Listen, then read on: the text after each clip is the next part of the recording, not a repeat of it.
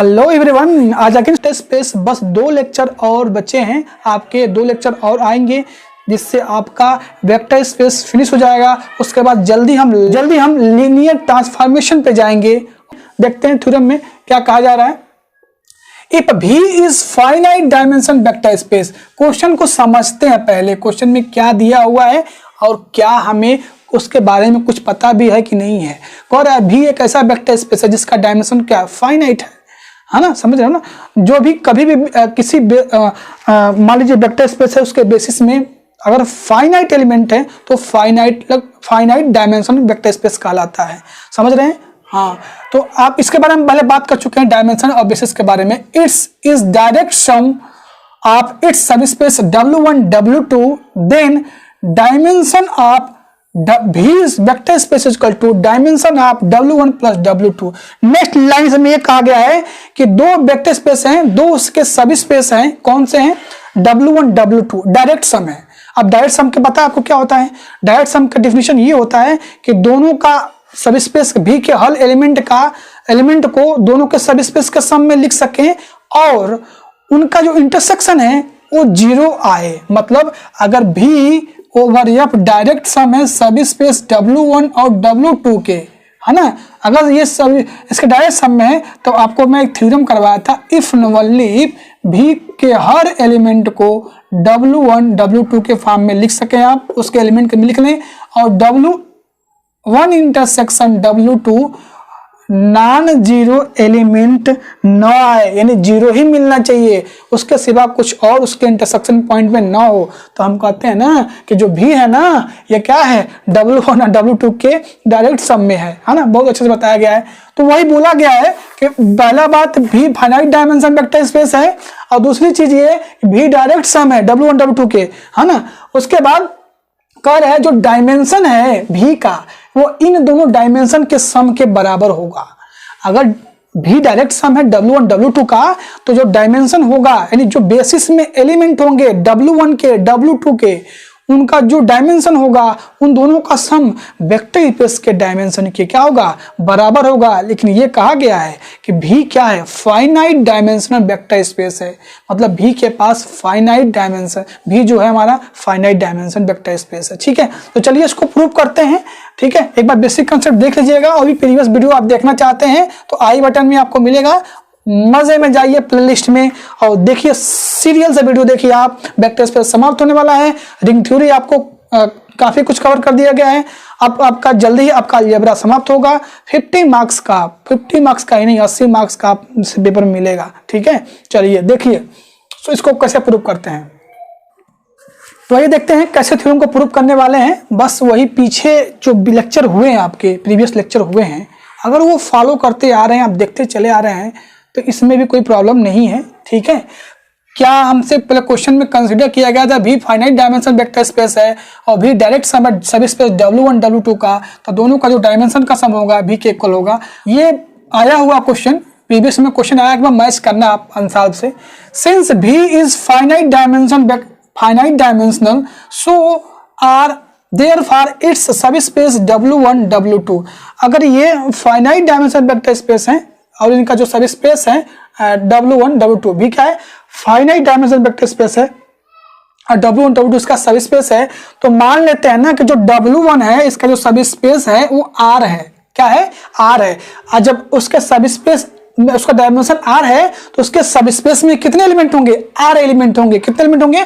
R element, क्योंकि जो basis में उसके बेसिस में है, हाँ, तो जो उसके बेसिस में जो नंबर ऑफ एलिमेंट होते हैं वही तो डायमेंशन हम मानते हैं, डेफिनेशन वही है। तो हमने कंसीडर किया कि जो सब स्पेस डायमेंशन W1 है इसका जो डायमेंशन है वो R है, राइट। तो R है तो उसके बेसिस में R ही एलिमेंट होंगे। तो हमने मान लिया कि x1 x2 x3 xr be the basis of W1। जब आप उसके W1 के बेसिस में x1 x2 xr एलिमेंट माने हो तभी तो उसका डायमेंशन W1 का क्या है? R आया हुआ है। ठीक है, ये ठीक है यहाँ पर। अब सिमिलरली W2 का डायमेंशन मान लेते हैं यस, तो उसके बेसिस में भी उसके W2 के जो बेसिस में यस एलिमेंट होने चाहिए, यानी y1 y2 y3 ys be the basis of W2। यहाँ तक कोई प्रॉब्लम? हमने क्या किया? हमने कहा कि गिवन है क्या माना हमने कि वेक्टर स्पेस V क्या है, फाइनाइट डायमेंशन वेक्टर स्पेस है और उसके सब स्पेस क्या है, W1 W2 है। तो अगर W1 का सब स्पेस R है तो उसके बेसिस में X1 X2 XR एलिमेंट होंगे, है ना, क्योंकि जो बेसिस में होते हैं वो जो डायमेंशन होता है। तो सेम ये दो लाइन तो ठीक है, क्लियर है। अब तीसरी लाइन ये कहा गया है कि डायरेक्ट सम है। जब डायरेक्ट सम होता है तो V इक्वल टू क्या करते हैं, उसके जो सब स्पेस होता है W1 W2 को सम के फॉर्म में लिखते हैं। एंड अब क्या होता है, ईच एलिमेंट मतलब V का हर एलिमेंट उसके सब स्पेस के सम के रूप में हम लिख सकते हैं। ये तभी डायरेक्ट सम होता है, हम पढ़े हैं पीछे वीडियो में। And so each element vector space से हमने एक स्मॉल v लिया, can be uniquely express as v equal to X plus Y, जहां x बिलोंग करेगा W1 से और y बिलोंग करेगा W2 से। v इक्वल टू क्या होगा, x प्लस वाई ना, क्योंकि जो v का हर एलिमेंट है वेक्टर स्पेस का स्मॉल भी हमने एलिमेंट लिया हुआ है, उसका हर एलिमेंट इन दो सब स्पेस के सम के रूप में हम लिख सकते हैं। तो अभी हम कहते हैं ना कि भी क्या है, डायरेक्ट सम है, राइट। यहां तक लाइन क्लियर, कोई दिक्कत नहीं। Now the element x belongs to W1 can be uniquely expressed as linear combination of element। अब देखिए यहां पर, अब हमने क्या किया, एक एलिमेंट किससे लिया, सब स्पेस W1 से लिया, x1 x2 x3 XR। अब इनको हम क्या कर देंगे, लीनियर कॉम्बिनेशन लिखेंगे। ये जो सब स्पेस है उसके बेसिस के लीनियर कॉम्बिनेशन में, उसके बेसिस जो एलिमेंट है उसके W1 से हमने एक एलिमेंट लिया सब स्पेस से और उसके बेसिस को लीनियर कॉम्बिनेशन में लिखे हुए हैं यहाँ पर alpha 1 x1 alpha 2 x2 alpha XR x equal to. Similarly आप y ले लीजिए W2 सब स्पेस के लिए, किसके लिए, W2 सब स्पेस के लिए। Can be uniquely express the linear combination of y1 y2 ys। मतलब हमने क्या किया, एक W1 से एलिमेंट लिया x और इसको उसके लीनियर कॉम्बिनेशन में लिख दिया, है ना। हाँ, उसके बाद यहाँ पर W2 से हमने लिया एक एलिमेंट, तो उसको हम यूनिक लीनियर कॉम्बिनेशन में उस y और x को उसके बेसिस के फॉर्म में लिख सकते हैं। हेंस यहाँ से क्या आएगा, v belongs to vector space v can be uniquely express as v equal to x plus Y होता है। क्या होता है, v इक्वल टू, इसीलिए हमने किया था क्योंकि डायरेक्ट सम आपको दिखाना है यहाँ पर।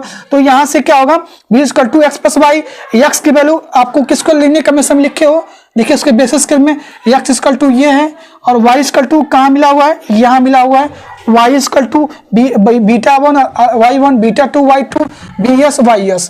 तो इन दोनों को सम में लिख सकते हैं क्योंकि डायरेक्ट सम है ना भी, तो उसके बेस W1 W2 के जो आपने x और y लिया था उसके लीनियर कॉम्बिनेशन में लिखा गया था। अब ध्यान से देखेंगे कि इसके बेसिस में कितने एलिमेंट हो गए, इसके बेसिस में 10 set x1 x2 x3 XR y1 y2 is from the basis of b, यानी इसका बेसिस क्या हो गया, भी हो गया। क्या हो गया, भी हो गया।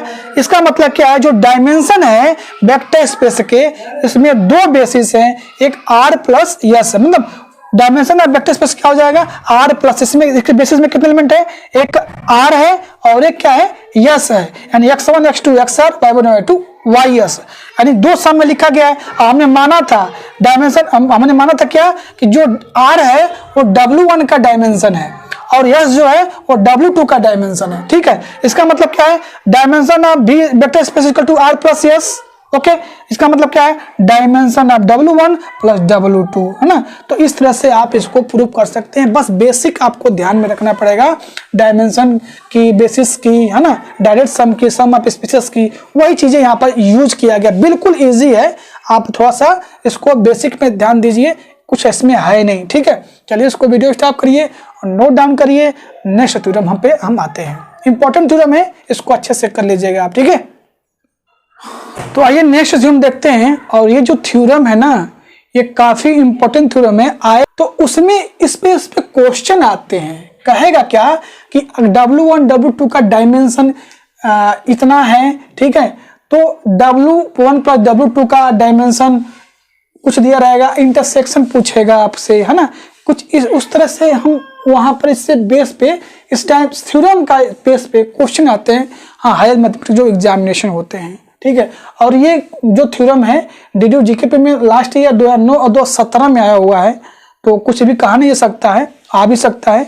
तो थोड़ा ये लेंदी है, मतलब थोड़ा सा बड़ा थ्योरम है, तो करिएगा इसको समझने का प्रयास करिएगा और इसको प्रैक्टिस कर करके पढ़िए आप। इसको ऐसे समझ में नहीं आएगा।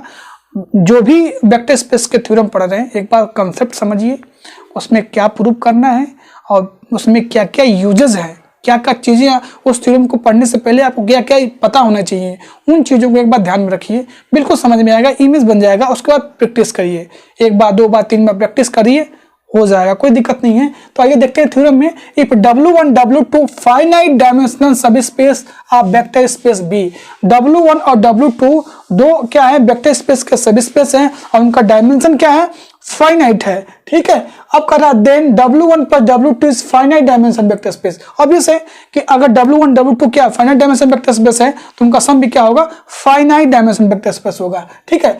अब हमसे प्रूफ का क्या करना है कि dimension of W1 W2 dimension of W1 plus W2 is equal to dimension of W1 dimension of W2 minus intersection का जो W1 W2 का जो इंटरसेक्शन होगा उनका डायमेंशन।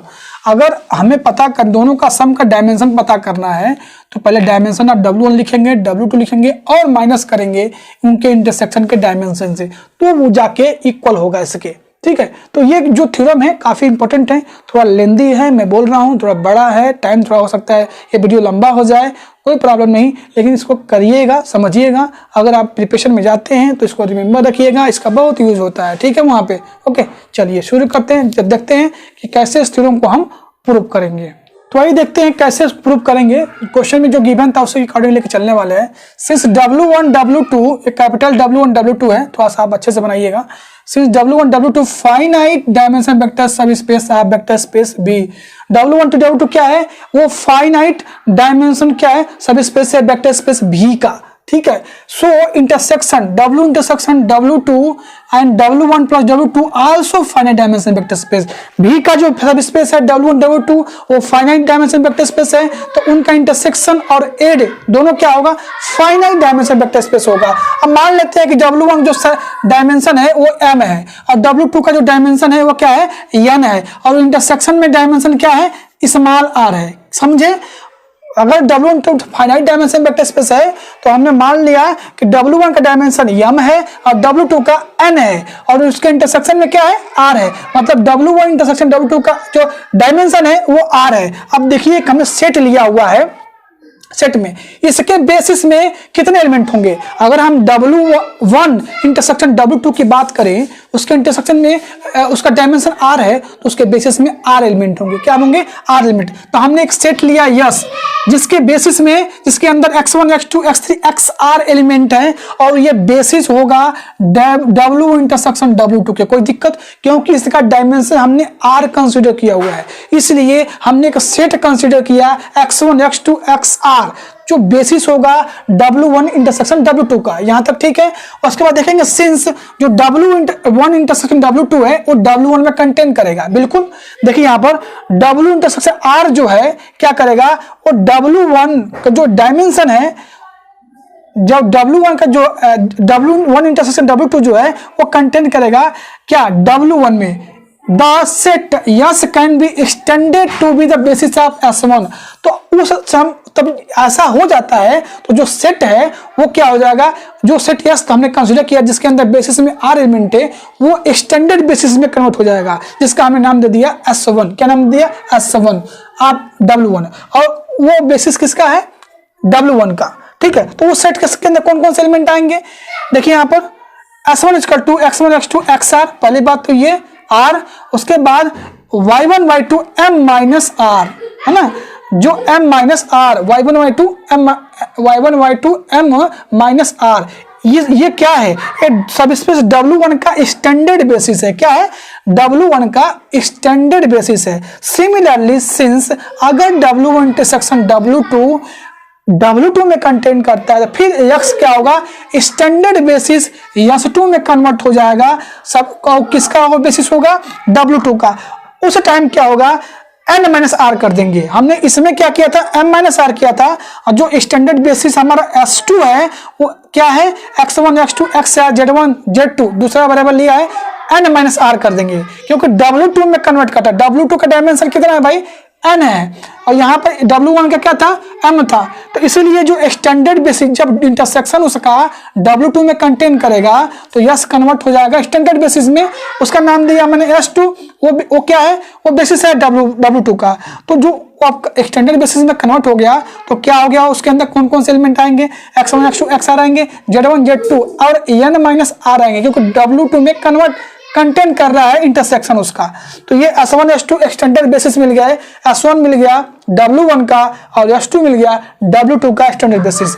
नाउ कंसीडर एक हमने सेट लिया B लिया जो दोनों का इंटरसेक्शन है, यानी S1 इंटरसेक्शन S2 है, तो इंटरसेक्शन पॉइंट में क्या हो जाएंगे, सॉरी इंटरसेक्शन नहीं यूनियन है, B इक्वल टू क्या है, S1 यूनियन S2, तो उसके सारे जो भी बेसिस में एलिमेंट है सब आ जाएंगे, x1 x2 xr y1 y2 m minus R z1 z2 n minus R, क्योंकि यूनियन में सारे एलिमेंट आ जाते हैं। Okay, now prove that B is the basis of W1 plus W2।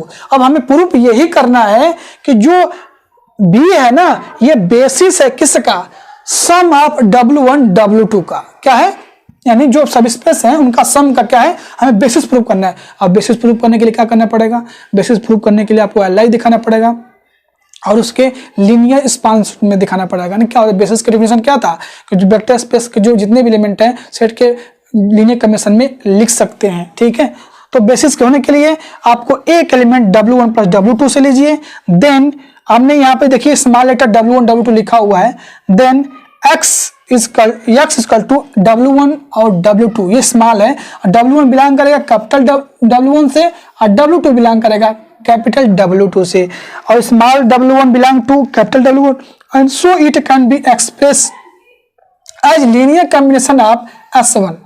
तो यहां से अगर W1 बिलोंग करता है W1 से, जो स्मॉल W1 है, तो उसको हम S1 के लीनियर कॉम्बिनेशन में, है ना, so it can be express as a linear combination element of S1 which is basis of W1, और ये क्या है, W1 का बेसिस है। सिमिलरली W2 अगर एलिमेंट है सब स्पेस W2 का, तो उसको भी लीनियर S2 के बेसिस, जो भी S2 के बेसिस हैं उनके लीनियर कॉम्बिनेशन में हम लिख सकते हैं, किसको, W2 को। तो x इक्वल टू क्या हो गया, W1 plus W2 can be express as linear combination of, क्या हो गया, यानी जो WX है ना, जो आपने W1 W2 कंसीडर किया है, वो जो बेसिस होंगे S यूनियन S2 के बेसिस होंगे उनके लीनियर कॉम्बिनेशन में आप क्या कर सकते हैं, लिख सकते हैं। ठीक है, तो यहां तक आप इसको नोट डाउन कर लें। ठीक है, चलिए इसके नेक्स्ट कंटिन्यू करते हैं, आगे इसमें देखते हैं, नेक्स्ट देखते हैं।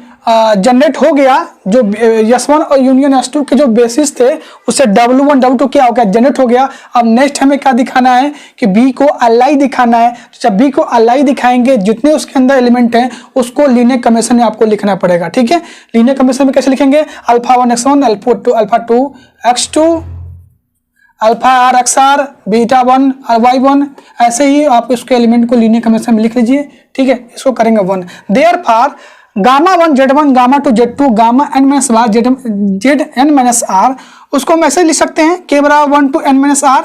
k बराबर जब आप 1 रखते जाएंगे तो ये वेरी करता जाएगा। ठीक है, अब थोड़ा सा इसको और हम क्या करें, मॉडिफाई कर दे। कैसे, देखिए यहाँ पर, अब उसको आप क्या किए हैं, आप उसको राइट साइड ले गए ना, जो आपका गामा 1 अल्फा 1 z1 है, इसको हमने क्या किया, वो सड़ गया, तो ये क्या हो जाएगा, निगेटिव हो जाएगा। यहाँ से i बराबर 1 to r, alpha i negative है xi, और बीटा j भी क्या है, निगेटिव है, क्योंकि हमने गामा को एक साइड रखा है, इन दोनों को साइड इसका चेंज राइट साइड ले गए हैं तो ये निगेटिव हो गए हैं। j बराबर 1 to m-1 वेरी करेगा। ठीक है, तो इसका मतलब क्या है, गामा के और j के जो है k बराबर 1 to n-1 इस लीनियर कॉम्बिनेशन है किसका, S1 का, क्योंकि ये क्या है, S1 के एलिमेंट तो थे, ये S1 के तो वेक्टर थे ना ये, इसलिए जो है हमारा गामा, यहाँ समझने वाली बात है, गामा के और जेड के वो लीनियर कॉम्बिनेशन है S1 के। ठीक है, देयरफॉर k बराबर 1 to n-r गामा के जेड के वो क्या हो जाएगा, W1 में बिलोंग करेगा। जब उसके लीनियर कॉम्बिनेशन में हो जाएगा तो क्या हो जाएगा, वो बेसिस सब स्पेस W1 में बिलोंग करेगा। टू करिए इसको। अगेन आप इसको कैसे लिख सकते हैं, के बराबर 1 to n माइनस r को गामा के z को कैसे 0 into लिख सकते हैं, कुछ इस तरह लिख सकते हैं 0 into xi प्लस इसी को आप लिख दीजिए। ठीक है, तो ये फिर से अगेन लीनियर कॉम्बिनेशन अब क्या बन गया, H2 बन गया।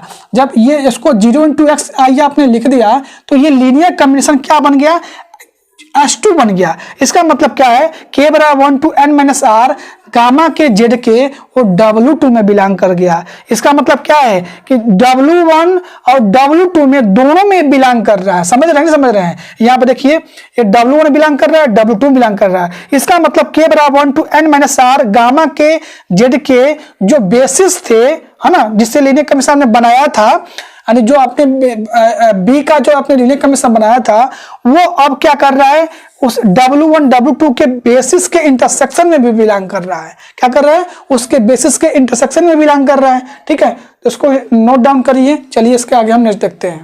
तो नेक्स्ट देखते हैं इसमें आगे, हेंस समेशन के बराबर 1 to n minus r gamma के z के बिलोंग कर जाएगा W इंटरसेक्शन W2 में।